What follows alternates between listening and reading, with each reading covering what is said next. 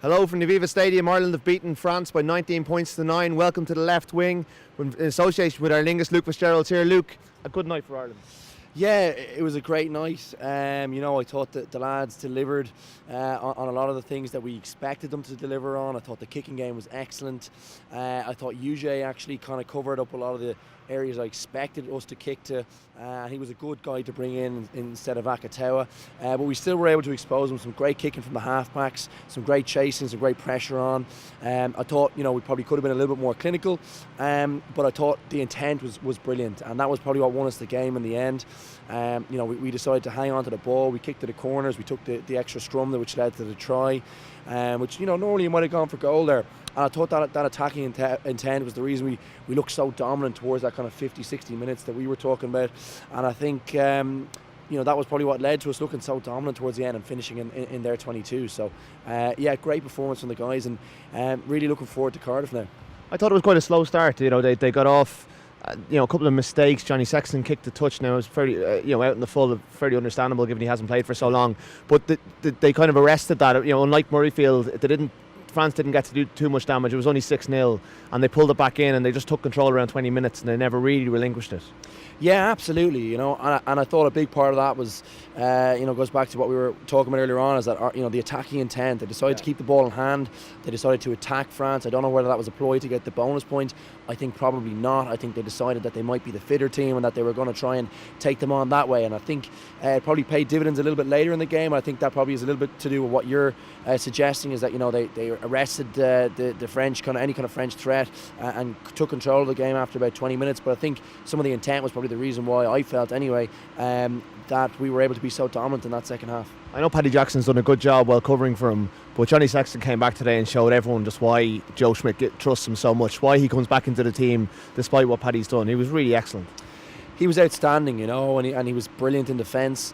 I thought he was the catalyst for a lot of the things that went well for Ireland today. I thought himself and Connor were a level above their French counterparts, and I thought that was an area where we had a real, I suppose there was a real difference between the teams for me personally, and I think there was a lot of graft went into that from Johnny. I know he would have been training the last few weeks, very frustrated, and to be able to produce almost 70 minutes of international rugby in a really tough game that was quite open actually, considering the conditions, I thought was outstanding, and he was great.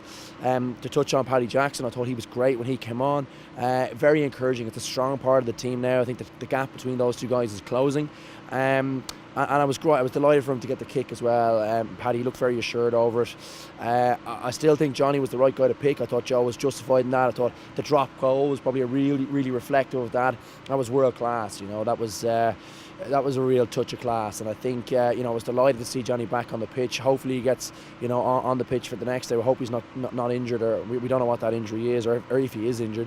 But if he isn't, it'd be great to see him get the 80 minutes, which I think he'll be able to do now. Well, the reports from downstairs are pretty positive. Rob Kearney's the only injury worry, I think, going into that Wales game, unless something shows up in the next couple of days. He's I think an adductor strain, but Johnny, he said, was a tactical decision to take him off. Obviously he got a big knock in that late tackle from Eddie Benarou, but you just hope that he gets a run now, don't you? I mean, he's the Lions 10 as long as he's playing rugby, and Warren Gatland, I know he was at the game in Edinburgh today, but he'll have watched that and chalk down Johnny Sexton. As long as he's fit, he goes in that plane. I think so. I think it is important that he gets a body of work behind him. I think if he does, he's the only guy to start at 10 for you. I think Ford is a superb operator, but I think that he's probably just a little small to be taking on the All Blacks. So I'm thinking about Mark and Bowden Barrett one-on-one at set piece, especially where you might get pure one-on-ones back on back, and I think either Johnny Sexton or Owen Farrell are the two guys there, but Owen Farrell's not playing 10 for England, so that might be the combination. I think it'd be the 10-12 combination that I would pick, is Johnny at 10 and Owen at 12. I think that gives you so much variation. They're both good attackers themselves, but they would just really release what will be a very dangerous back three and put New Zealand under pressure there. So I hope he gets a body of work under him to come back to Johnny. I think he's probably the standout 10 in European rugby for me, definitely, and it would be great to see that. The level of execution you spoke about, I mean, Ireland did have a lot of trips into the 22 and maybe didn't get the reward that they'd usually expect. Now, France did defend very well, but against Wales away from home, and particularly when England come here in 3 weeks' time, you think that Ireland, if they're going to win those games, will need to be a little bit more clinical?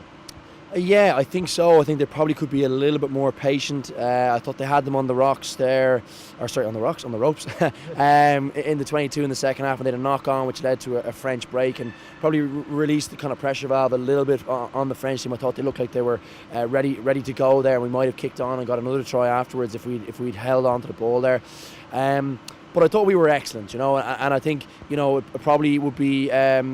It probably wouldn't be right not to mention that the French defence was excellent, as you say. I thought they were very good in the tight. There were a lot of big men there, so it is hard to get in around them. I thought the set play that Ireland were using, that first forward pass into the second forward, passing back into Johnny, was a lovely set play, and it drew them up and tightened them up, and then we were able to get a bit of pay out in the middle of the pitch and the outside channels. So that was smart coaching, I thought, and yeah, look, I think we will execute better. I think it was probably, still a big transition bringing Johnny back into the team. Guys getting used to playing at a slightly different depth. He plays slightly different, but a little bit flatter than Paddy more often. So I think we'll only get better, and that was really, really encouraging. And I expect us to do better over in Cardiff, even though I think with today's result, I think the scoreline probably wasn't very reflective of that game, that Welsh-Scottish game. And I think we've talked in the last few weeks, we're nervous about that one. We thought we'd win here, but I think Cardiff is going to be a big ask. But I do expect us to get better in that area all the same. Cardiff, we'll talk about it a lot more in depth in the left wing in the next couple of weeks, but that Friday night element just gives it something new and something quite daunting. I think that Welsh crowd is always loud, but if they've had a few hours to warm up, and a nighttime kickoff always brings something different. It's new to Ireland. They've done it a couple of times, but it's going to be a different experience for the players. Yeah, it is. Look, I'm not sure it's really a viable excuse in terms of, I think, a lot of the guys that have played night matches with the clubs. Yeah. It's obviously different with for an international, and there will be a bigger crowd than at a club match. And like you said, I think that French crowd or that Cardiff crowd will be pretty vociferous if they've had a few drinks after work and they're getting the weekend started and they're kicking it off in Millennium on a Friday night. So look, it's a very exciting prospect. I think the players will be excited about it. I think having a 2-week break running into it will actually, it means it's probably not as daunting as if you had maybe a Saturday or Sunday and you had a shortened week. And you probably have the disadvantage of flying over as well. So I think it's probably more an exciting prospect than a daunting one at this stage. Just given the time frame we have to prepare for the game is probably a big consideration for me. Still give Ireland a decent chance of winning this whole thing? I think so. I'm very encouraged by today. I think England, I do feel like the bonus point might be the key thing at the end. Although if the weather's good and we play great rugby like we did today and manage to hang on to the ball for as long as we do, I think the weather usually gets better, throughout the competition because it goes on for quite a while. And I think, if that's the case, I think we might score a few more of those opportunities that we had today if the weather was slightly better. So, in that last match against England, so we might get the bonus point we need there is kind of what I'm alluding to. So I'm very excited about it. I think Cardiff's a really tough ask, but I think we might win that one in a tight one. And then I think it's all to play for. I'd be trying to, people talking about bonus points here and there. I'd still be going for the 2 wins.